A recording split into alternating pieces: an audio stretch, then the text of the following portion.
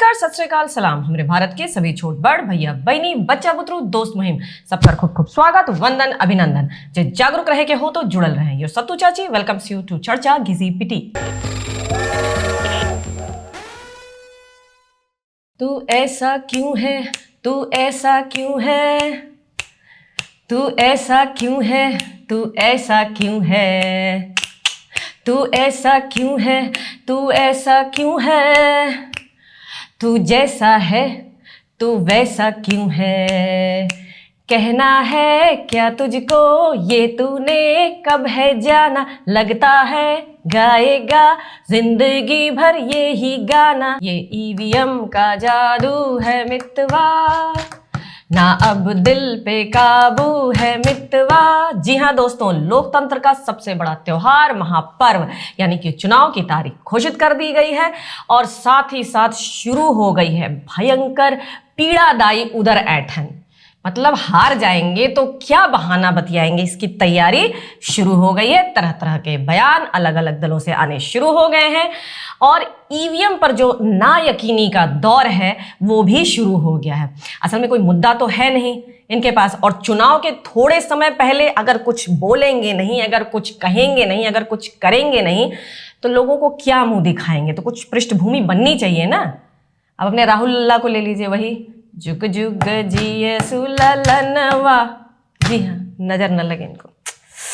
कह रहे हैं कि ईवीएम में कुछ है, ईवीएम में कुछ है। भाई आग लगा दी इन्होंने ये स्टेटमेंट देके। वाकई मेरी समझ में तो ये नहीं आता कि 2014 में जब बीजेपी चुनाव जीतल रहल तब तो यूपीए की ही सरकार रहल, यानी कि कांग्रेस प्लस 18 अन्य राजनीतिक दल मिलाकर, तब ईवीएम पर उदाली रुदन ना भैल। फिर आया 2019 लोकसभा चुनाव जिसमें बीजेपी को अखंड और प्रचंड बहुमत मिला, ठीक है, और कांग्रेस के लिए एकदम दिल तोड़ देने वाला घोर निराशाजनक परिणाम आया। अपने लल्ला का गढ़ जो कि श्रीमती इंदिरा गांधी और राजीव गांधी के समय से गढ़ था वो अभी वो नहीं बचा पाए। अब जैसे ही चुनाव नजदीक आता है ना, ये आए बाएं शाएं स्टेटमेंट देना शुरू कर देते हैं, लग जाते हैं उस काम में। अब 3 साल पहले ये वायनाड में अपनी सस्ती लोकप्रियता पाने के लिए इन्होंने मतलब अपने ही देश को नॉर्थ इंडिया और साउथ इंडिया में बांट दिया। साउथ इंडियंस को थोड़ा बेहतर महसूस कराने के लिए इन्होंने नॉर्थ इंडियंस की समझ को थोड़ा उस पर सवाल उठाया, उसको थोड़ा कमतर किया, ठीक है। अब भाई आप वहां पर उत्तर में हारे तो दक्षिण के सहारे। अच्छा, बंटवारा पॉलिटिक्स पुराना हथकंडा है इनका, मतलब फूट डालो और राज करो। उत्तर में हारे, दक्षिण के सहारे पहुंच गए वहां पर। अब ये तिरुवनंतपुरम में 3 साल पहले चुनावी सभा को संबोधित करते हुए उन्होंने जनता से अपना अनुभव साझा किया कि मतलब उनको नॉर्थ इंडिया में कैसा अनुभव रहा और साउथ में आके उन्हें कैसा लग रहा है। तो उन्होंने कहा कि वहां का अनुभव से यहाँ का अनुभव बिल्कुल अलग है। Like coming to Kerala is very refreshing, क्योंकि अचानक मुझे पता लगा कि लोग यहाँ मुद्दों में इंटरेस्टेड हैं, उन्हें इन मुद्दों की गहराई समझ में आती है। अब होता यह है ना लल्ला कि जो हार का दर्द है वो बहुत गहरा होता है और जो हार का विश्लेषण होता है ना वो बहुत क्रूर होता है। तो इस तरह का अनाप शनाप निकल जाता है। कोई बात नहीं, जनता का दिल बहुत बड़ा है, माफ कर दिए जाएंगे आप। अच्छा, अलायंस के जो बाकी लोग हैं वो भी कुछ इस समय करते नजर नहीं आ रहे हैं। भाई भारत जोड़ो न्याय यात्रा समाप्त हो गई है, ठीक वैसे ही जैसे कांग्रेस समाप्त हो गई, और कांग्रेस और उत्तर प्रदेश में जो उनके सहयोगी हैं यानी समाजवादी पार्टी के प्रमुख अखिलेश यादव जी, वो अपने ड्राइंग रूम में बैठ के ट्वीट कर रहे हैं, जबकि उत्तर प्रदेश के चीफ मिनिस्टर योगी जी जो हैं एक दिन में कम से कम 2 से 3 जिलों का दौरा कर रहे हैं। तो भाई अपनी कार्यशैली देखिए महाराज, ईवीएम को क्यों दोष देते हैं। अच्छा, ईवीएम का रोना इनको सूट भी नहीं करता, इसलिए क्योंकि ईवीएम का जो इस्तेमाल था, जो प्रयोग था, उसका रास्ता साफ कांग्रेस ने ही किया था। अब ईवीएम हटाओ और लोकतंत्र बचाओ का नारा लगा रहे हैं, खुद ही कंफ्यूज्ड है। मतलब एक व्यक्ति 365 दिन चुनाव के लिए तैयारी करता है और विपक्ष क्या करता है, चुनाव के चंद महीनों पहले मतलब निजी स्वार्थ के लिए एक गठबंधन बना लेता है, ठीक है, INDIA के नाम से। इसको इंडिया तो कहा ही नहीं जा सकता, ठीक।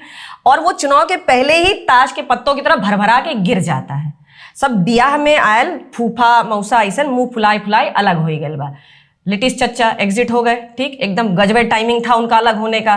फिर नेशनल कॉन्फ्रेंस वाले उन्होंने पहले ही इल्ज़ाम लगा दिया था कि आप लोग जो है बहुत निजी बयान दे रहे हैं, इससे आपको कोई फ़ायदा नहीं होगा, ये भी निकल लिए। जयंत चौधरी जब ये वेस्टर्न यूपी पहुंचे थे अपनी भारत जोड़ो न्याय यात्रा लेकर, उसी समय जयंत चौधरी अलग हो चुके थे, ठीक है। और अपना हुम्बा हुम्बा रुम्बा रुम्बा खुम्बा खुम्बा, ये ममता बानो, ये भी। अच्छा एक बात बताइए, पता नहीं वो तो सब जमाना है उसका मिक्स एंड मैच का, चोट उनको बीच में लगी थी, अभी हम हाल फिलहाल उनका फोटो देख रहे हैं कि उनको साइड में पट्टी लगी है, पता नहीं क्या कमाल है। और अपने शीश महल निवासी गपोड़े केजरीवाल, वो भी अलग हो गए। मतलब कोई ना कोई किसी न किसी बात पर नाराज हो रहा है, अपमानित हो रहा है, कोई सीटों के बंटवारों को लेकर, कोई बंटवारे में देरी हो रही है इसको लेकर, सब अलग थलग पड़ चुके हैं। अच्छा इसके बाद अब जो ये हल्ला गुल्ला मच रहा है ना, ये लोगों सब हल्ला गुल्ला करते चुनाव आयोग के पास पहुंच गया कि भाई ईवीएम हटाइए, ईवीएम हटाइए।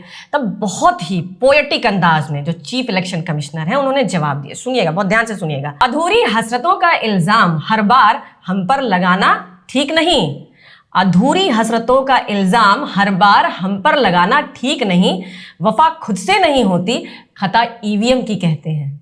वाह वाह वाह वाह। उन्होंने आश्वासन दिलाया है कि ईवीएम पूरी तरह से सेफ है। भाई अगर ईवीएम का ही खेला होता तो बीजेपी हर जगह जीत जाती, भाई इतने स्टेट्स में क्यों हारी वो?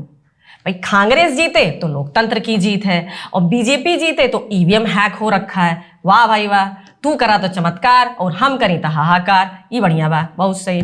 अच्छा जो द इकोनॉमिक टाइम्स की रिपोर्ट है उसके अनुसार कुछ समय पहले इनको चुनौती भी दी गई थी, जो ईवीएम पे जो रुदाली रोदन होता है इस पे चुनौती दी गई थी कि आप जो है एक हैकर्स की टीम अपनी बनाइए, और पॉलिटिकल पार्टीज को एकदम खुली चुनौती थी, और आप ईवीएम हैक करके दिखाइए। तो कुल मिला के 2 पार्टी आगे आई थी, ठीक है, और कोई इंटरेस्टेड नहीं था उस चुनौती को स्वीकार करने में। भाई ये चुनौती इसलिए दी गई थी ताकि वो लोग संतुष्ट हो चुके हैं जो हर घड़ी रोना रोते हैं।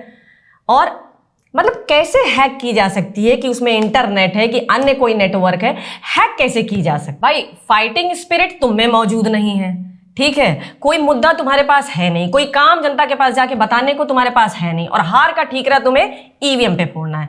मतलब अभी से ये हाल है, हम तो 4 जून का सोच के डर रहे हैं, ठीक है। 4 जून को क्या ही होगा? 4 जून को तो हमको लग रहा है 4 जून 2024 को ईवीएम हैक रुदाली रुदन दिवस घोषित किया जाएगा पक्के से। बाकी सब मस्त बा, जबरदस्त बा। सत्तू चाची के बत कही सुने बदे रहुआ सबके बहुत बहुत धन्यवाद। जय राम जी की, जय हिंद की, जय अखंड भारत की। अखंड भारत भूलेंगे नहीं। ईवीएम का जादू है मितवा, ना अब दिल पे काबू है मितवा। जी हाँ दोस्तों, लोकतंत्र का सबसे बड़ा चुनाव महापर्व, यानी कि अरे यार यहाँ से गड़बड़ हो गया, सबसे बड़ा त्योहार बोलना था, चुनाव बोल दिया मैंने पहले ही। अधूरी हसरतों का इल्जाम इस बार हम पर, इस बार नहीं हर बार है।